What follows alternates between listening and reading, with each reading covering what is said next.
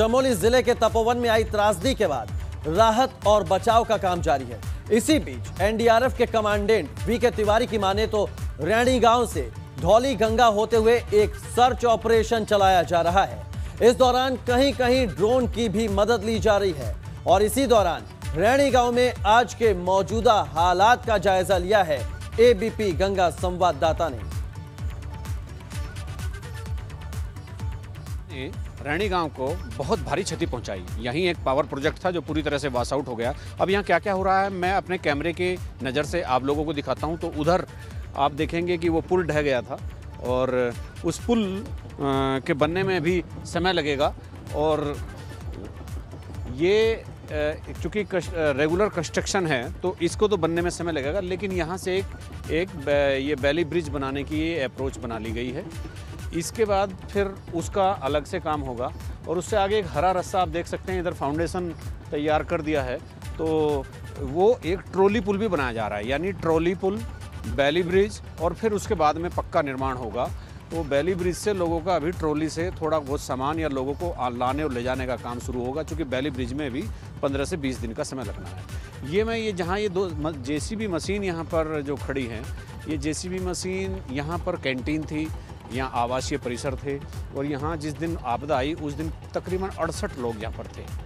तो अभी कुछ लोगों ने भाग कर यहाँ से जान बचाई और बाकी का अभी कहीं अता पता नहीं है। कल यहाँ जीएम प्रोजेक्ट थे, उनकी डेड बॉडी आधी कटी हुई मिली है। ये इधर राहत का काम चल रहा है। जेसीबी बीआरओ की और एनडीआरएफ की टीम यहाँ लगातार लगी हुई है। ये सामने प्रोजेक्ट की ये सुरंग थी और ये सब आप देख सकते हैं किस तरह से यहाँ पर ये बर्बाद हुआ है। तो यहाँ पर ये दिखाने की बात है कि किस तरह से यहाँ पर राहत के काम चल रहे हैं और किस तरह से यहाँ पर तबाही हुई।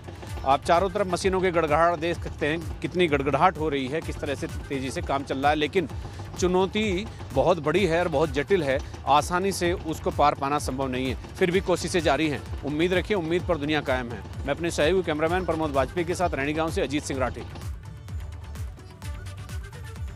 कहते हैं हौसले बुलंद हो तो बड़ी बड़ी आपदाओं और त्रासदियों से भी पार पाया जा सकता है। यह चमोली में आई त्रासदी के बाद के बुलंद हौसलों की तस्वीरें हैं, जहां बीआरओ के मजदूर आपदाग्रस्त रैणी गांव में वैली ब्रिज को बनाने में लगे हुए हैं। उसके लिए जगह बनाने में लोगों का सहयोग भी देखा जा सकता है। तो त्रासदी के बावजूद लोगों के हौसले बुलंद हैं। रैणी गांव में वैली ब्रिज बनाने में बीआरओ के मजदूर लगे हुए हैं और स्थानीय लोग भी उनकी मदद के लिए आगे आए हैं। इधर लगातार शवों के मिलने का सिलसिला जारी है। कर्णप्रयाग के पास गलनाऊ में अलकनंदा नदी के किनारे सर्च ऑपरेशन में लगी एसडीआरएफ की टीम ने एक क्षत विक्षत शव को बरामद करने के बाद प्रशासन को सौंप दिया है। तपोवन त्रासदी के बाद से लगातार लापता लोगों की एसडीआरएफ की ओर से खोजबीन की जा रही है। रुद्रप्रयाग जिले से एसडीआरएफ के एसआई करण सिंह के नेतृत्व में 5 जवानों की टीम ने एक क्षत विक्षत शव को बरामद किया है। तो अब तक 39 शव बरामद हो चुके हैं। अलकनंदा नदी के पास एक और शव क्षत विक्षत हालत में मिला है। एसडीआरएफ कर्णप्रयाग में लगातार सर्च ऑपरेशन चला रही है और इसी सर्च ऑपरेशन में एक और शव अलकनंदा नदी के किनारे क्षत विक्षत हालत में मिला। तस्वीरें हम आपको दिखा रहे हैं कर्णप्रयाग की। एसडीआरएफ के जवान सर्च ऑपरेशन लगातार चला रहे हैं और इसी बीच एक शव नदी किनारे क्षत विक्षत हालत में मिला। तस्वीरें कर्णप्रयाग की हैं।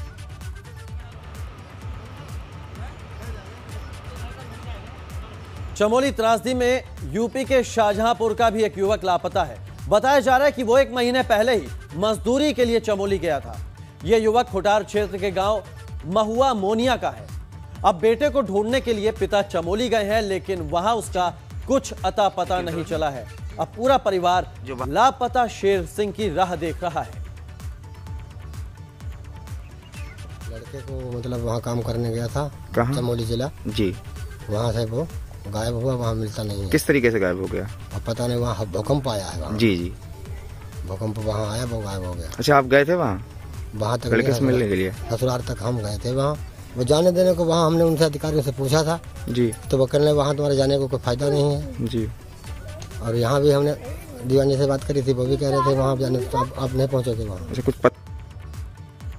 कुछ दिन पहले कांग्रेस महासचिव प्रियंका गांधी प्रयागराज दौरे पर थी, जहां उन्होंने मौनी अमावस्या के दौरान पवित्र नदियों में स्नान किया था। आज प्रियंका ने अपना एक वीडियो ट्वीट किया है जिसमें वो नाव चलाती दिख रही हैं। इस दौरान उन्होंने सोहन लाल द्विवेदी का शेर भी वीडियो के साथ ट्वीट किया है। प्रियंका ने लिखा है कि लहरों से डरकर नौका पार नहीं होती, कोशिश करने वालों की हार नहीं होती, और साथ ही नाविक सुजीत निषाद को वोटिंग कराने के लिए धन्यवाद भी दिया है।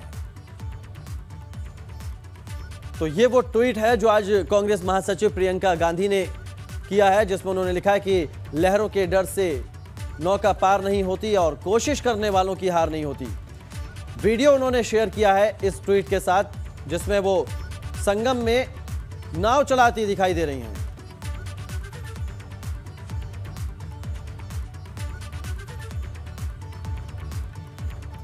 तो मौनी अमावस्या के मौके पर प्रियंका गांधी वाड्रा का प्रयागराज दौरा यूं तो काफी चर्चा में रहा, लेकिन क्या आप जानते हैं कि प्रियंका के इस दौरे को सफल बनाने के पीछे भाजपा के कद्दावर नेता का हाथ रहा? जी हां, चौंकिए मत, रक्षा मंत्री राजनाथ सिंह ने किस तरह से बड़ा दिल दिखाते हुए प्रियंका के संगम दौरे को पूरा करने में मदद की, इस रिपोर्ट के जरिए देखिए।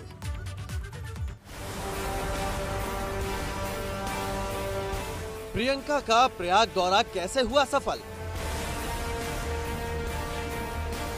राजनाथ की मदद से सफल हुआ प्रियंका का प्लान। यह सियासत नहीं, शिष्टाचार है। सियासत में शिष्टाचार की भी एक बड़ी भूमिका होती है। इसे इन दो तस्वीरों के जरिए समझिए।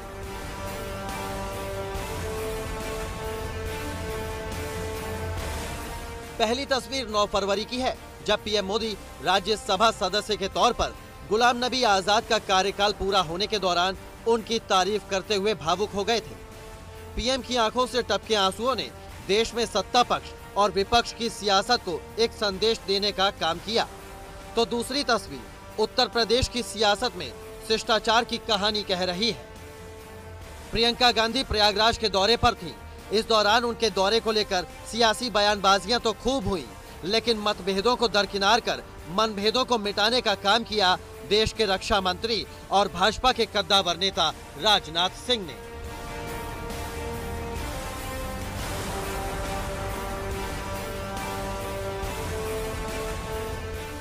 जी हां, ये तस्वीरें तो आपको याद ही होंगी, जब प्रियंका गांधी मौनी अमावस्या पर प्रयागराज पहुंची थी। इस दौरान प्रियंका ने संगम में स्नान किया था, खुद नाव चलाई थी और बाद में द्वारका पीठ के शंकराचार्य स्वामी स्वरूपानंद सरस्वती से मुलाकात की थी। प्रियंका के इस दौरे में रक्षा मंत्री का दखल यहीं से होता है। दरअसल जब प्रियंका गांधी शंकराचार्य स्वामी स्वरूपानंद सरस्वती से मिलने के लिए निकली तो उन्हें परेशानी का सामना करना पड़ा, क्योंकि शंकराचार्य स्वामी स्वरूपानंद सरस्वती का आश्रम कैंटोनमेंट एरिया में आता है। 1 किलोमीटर का रास्ता सेना के कब्जे में रहता है। सेना ने आश्रम से 1 किलोमीटर पहले गेट लगा रखा है। यहां आम लोगों की आवाजाही पर पाबंदी है। अब राजनाथ सिंह ने किस तरह से प्रियंका गांधी की मदद की, वो भी जान लीजिए। कांग्रेस नेताओं ने सरकारी अमले से मदद मांगी, लेकिन स्थानीय अफसरों ने सेना का मामला बताकर हाथ खड़े कर लिए थे। कांग्रेस नेता दिग्विजय सिंह और प्रमोद तिवारी ने रक्षा मंत्री राजनाथ सिंह से फोन पर बात की। रक्षा मंत्री राजनाथ सिंह ने सियासत से ऊपर उठकर मामले में दखल दिया। रक्षा मंत्री ने अपने निजी सचिव कुंदन कुमार के जरिए सेना के स्थानीय अफसरों से बात की। प्रियंका गांधी और उनके साथ शामिल लोगों को गाड़ियों से आश्रम तक जाने की इजाजत दिलवाई। कांग्रेस नेता दिग्विजय सिंह और प्रमोद तिवारी कुंदन कुमार से लगातार व्हाट्सएप के जरिए संपर्क में रहे। अगले दिन सुबह भी राजनाथ सिंह ने प्रमोद तिवारी से फोन कर व्यवस्थाओं की जानकारी ली। प्रियंका गांधी वाड्रा का संगम नगरी की यात्रा के दौरान 2 आयोजनों पर फोकस था। पहला, उन्हें बेटी मिराया के साथ संगम में आस्था की डुबकी लगानी थी, और दूसरा, द्वारकापीठ के शंकराचार्य स्वामी स्वरूपानंद सरस्वती के दर्शन कर उनका आशीर्वाद लेना था और यहाँ प्रियंका के दोनों काम ही सिद्ध हो गए। मोहम्मद मोइन, प्रयागराज, एबीपी गंगा।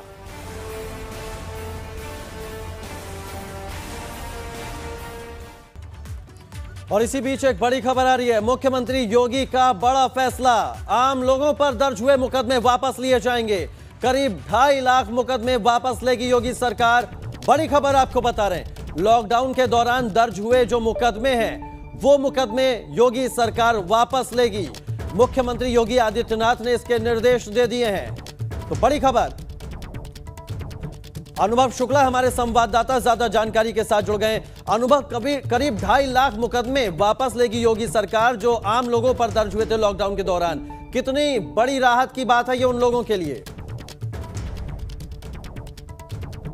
जी अनुभव। राहत की बात है खासतौर से उन लोगों के लिए जिन पर मामूली वजहों से मामला दर्ज कर लिया गया था और अब खुद मुख्यमंत्री ने निर्देशित किया है कि जिनकी मामूली गलतियां थी, मान लीजिए लॉकडाउन में कोई अगर गाड़ी से निकल गया, उसे कोई जरूरी सामान लेने जाना था, उस पर भी मुकदमे दर्ज हो गए थे। इसी तरीके से जो व्यापारी थे उनका जो हम कहें कि जो उनके ट्रक आ रहे थे उसको लेकर भी मुकदमे दर्ज हुए थे। तो अब मुख्यमंत्री ने साफ तौर पर कहा है कि जो ऐसे तकरीबन 2.5 लाख मुकदमे जो छोटी छोटी मामूली चीजों पर दर्ज हुए थे उनको वापस लिया जाए, लेकिन जो सीरियस ऑफेंडर्स हैं उनको कोई रियायत नहीं दी है। अनुभव, कब से वापस लिए जाएंगे ये मुकदमे? देखिए, इसके लिए पूरा जो हम कहें तो जो न्याय विभाग है उसको पहले ही कानून मंत्री ने भेजा था प्रस्ताव बनाने को, और वो प्रस्ताव जैसे ही आएगा उसके बाद इन सभी मुकदमों को वापस ले लिया जाएगा। बहुत शुक्रिया अनुभव आपका हमारे साथ जुड़ने के लिए, तमाम जानकारी हम तक पहुंचाने के लिए। तो मुख्यमंत्री योगी आदित्यनाथ ने यह बड़ा फैसला लिया है। लॉकडाउन के दौरान जो छोटे मोटे आम लोगों पर मुकदमे दर्ज हुए थे वो वापस होंगे। करीब 2.5 लाख मुकदमे वापस लेगी योगी सरकार। आगे बढ़ते हैं, बात कर लेते हैं गायत्री प्रसाद प्रजापति की। तो फतेहपुर खनन घोटाले के मामले में सपा सरकार के पूर्व मंत्री गायत्री प्रसाद प्रजापति ईडी की रिमांड पर हैं। उनसे पूछताछ हो रही है, लेकिन वो सवालों का जवाब देने की बजाय बहाना बना रहे हैं।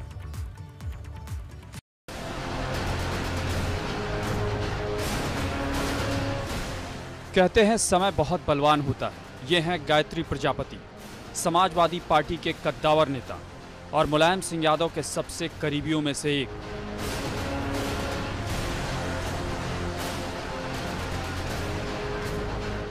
भले ही आजकल इनका जीवन जेल की चारदीवारी में या फिर पुलिस और जांच एजेंसियों की हिरासत में कटता हो, हालांकि एक समय वो भी था जब प्रदेश में समाजवादी पार्टी की सरकार हुआ करती थी और जनाब के जलवों की तो पूछिए मत, लेकिन उस दौर के जलवे ही अब इनके लिए जी का जंजाल बने हुए हैं। मामलों और घोटालों की फहरिस्त इतनी लंबी है कि जांच एजेंसियों की पूछताछ थमती ही नहीं। फिलहाल गायत्री प्रजापति फतेहपुर खनन घोटाले में 11 फरवरी से 7 दिनों की ईडी की रिमांड पर है। पूछताछ जारी है, लेकिन सूत्रों की माने तो सपा सरकार के पूर्व मंत्री गायत्री प्रजापति जांच में सहयोग नहीं कर रहे हैं। खबर है कि आज गायत्री के परिजनों से आमना सामना कराने की भी तैयारी है। इससे पहले शुक्रवार को पूछताछ के दौरान गायत्री प्रजापति की बहानेबाजी सुर्खियों में रही। बताया जा रहा है कि बेनामी संपत्तियों को लेकर ईडी के अधिकारियों ने जब सवाल पूछा तो वो कभी दर्द का बहाना बनाकर लेट गए। कुछ देर बाद दोबारा अधिकारियों ने सवालों की लिस्ट रखी तो याद नहीं होने का बहाना बना दिया। बेनामी संपत्तियां किसने खरीदी और उनके दस्तावेज कंपनी के दफ्तर में कैसे मिले, इन सवालों पर गायत्री प्रजापति ने कहा कि जेल में होने से इन्हें इसकी जानकारी ही नहीं। दरअसल ईडी की जांच में गायत्री के अलावा उनके परिवार के नाम पर करोड़ों रुपए की संपत्ति खरीदे जाने की बात सामने आ रही है। फतेहपुर खनन घोटाले के आरोपी पूर्व मंत्री गायत्री प्रसाद प्रजापति यहां ईडी की पूछताछ के लिए लाए गए हैं। हम इस वक्त खड़े हैं अशोक मार्ग में ईडी के जोनल ऑफिस में। सेकंड फ्लोर पर गायत्री से पूछताछ की जा रही है।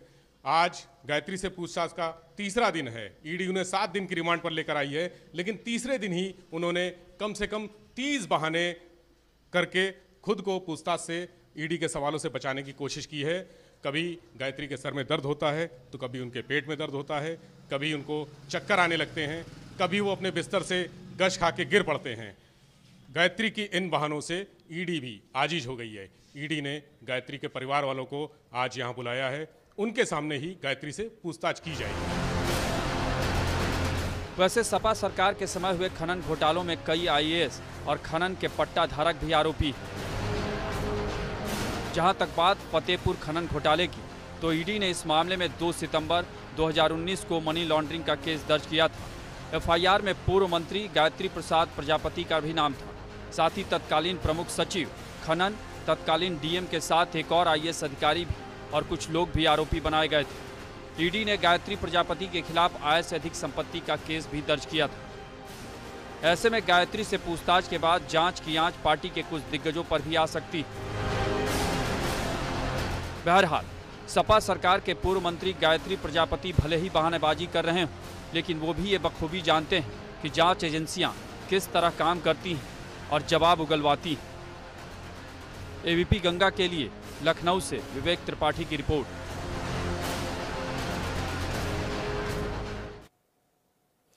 लखनऊ में मुख्यमंत्री योगी ने मेधावी छात्रों से मुलाकात की और उन्हें सम्मानित किया।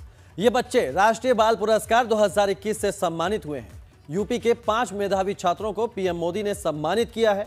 सीएम ने सम्मान कार्यक्रम के दौरान कहा कि इन 5 बच्चों ने अच्छा काम किया है।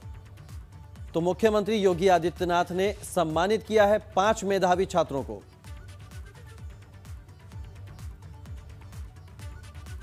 प्रधानमंत्री मोदी जी के और भारत सरकार के, जिन्होंने देश के अंदर एक बहुत पारदर्शी व्यवस्था के माध्यम से चयन की इस प्रक्रिया को आगे बढ़ाया है, और उसका परिणाम है कि भारत सरकार के जितने भी पुरस्कार आ रहे हैं, बाल पुरस्कार हों या प्रतिष्ठित पद्म पुरस्कार हों, पूरी पारदर्शी तरीके से उन लोगों को प्रदान किए जा रहे हैं जिन्होंने समाज में कुछ विशिष्ट योगदान किया है। जीवन के किसी भी क्षेत्र में व्यक्ति अपनी प्रतिभा को समाज के सामने ला सकता है। वह कला है, संस्कृति है, स्पोर्ट्स है, अपना साहित्य का है।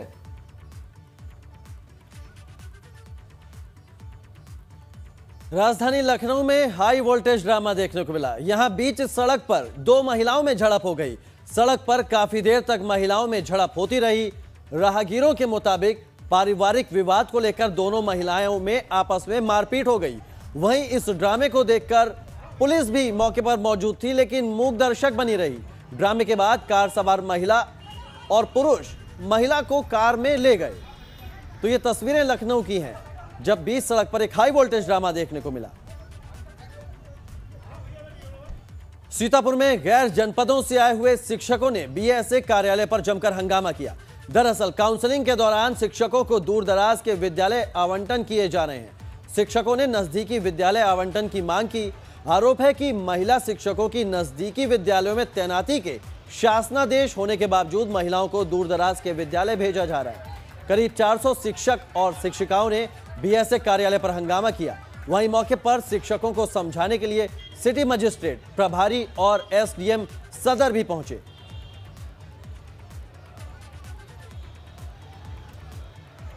तो सीतापुर में भी हंगामा देखने को मिला। अमेठी में पूर्व कैबिनेट मंत्री गायत्री प्रजापति के भतीजे की मौत का मामला अभी शांत भी नहीं हुआ था कि देर शाम निमंत्रण के लिए निकले एक डॉक्टर का संदिग्ध परिस्थितियों में लापता होने के बाद हड़कंप मच गया। आज सुबह डॉक्टर की बाइक और मोबाइल घर से दूर नाले में मिले। सुबह राहगीरों ने बाइक देखकर स्थानीय पुलिस को सूचना दी, जिसके बाद मौके पर पहुंची जगदीशपुर पुलिस और जामो पुलिस ने आसपास के जंगल और नाले में लापता डॉक्टर को ढूंढने के लिए सर्च ऑपरेशन शुरू कर दिया। फिलहाल सुबह से शुरू हुए सर्च ऑपरेशन में अभी तक लापता डॉक्टर का कोई सुराग नहीं लग सका है।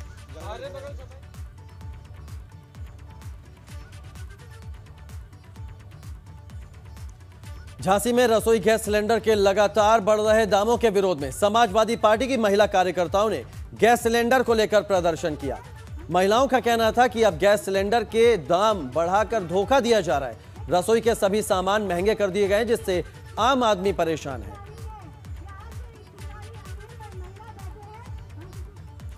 गोरखपुर में एबीपी गंगा की खबर का बड़ा असर हुआ है। गोरखपुर के मालवीय नगर की रहने वाली गोरखपुर डिपो में महिला बस परिचालक के पद पर तैनात शिप्रा दीक्षित मातृत्व लीव से अब ड्यूटी पर लौटी हैं। उन्होंने 5 महीने की बच्ची को लेकर बस में सफर करने और टिकट काटने में असमर्थता जताते हुए कार्यालय में अटैच करने के लिए प्रार्थना पत्र लिखा था, लेकिन अधिकारियों ने उनकी बात नहीं मानी। मजबूरीवश उन्हें 5 महीने की निष्ठा को गोद में लेकर बस से हर दिन 165 किलोमीटर का सफर करने को मजबूर होना पड़ा था। दूसरे ही दिन निष्ठा की तबीयत खराब हो गई। एबीपी गंगा पर खबर को प्रमुखता से दिखाने के बाद अधिकारी हरकत में आए और उन्होंने गोरखपुर डिपो के रेलवे बस स्टेशन के एमएसटी पटल पर अग्रिम आदेश तक अनिश्चित काल के लिए तैनात कर दिया गया है।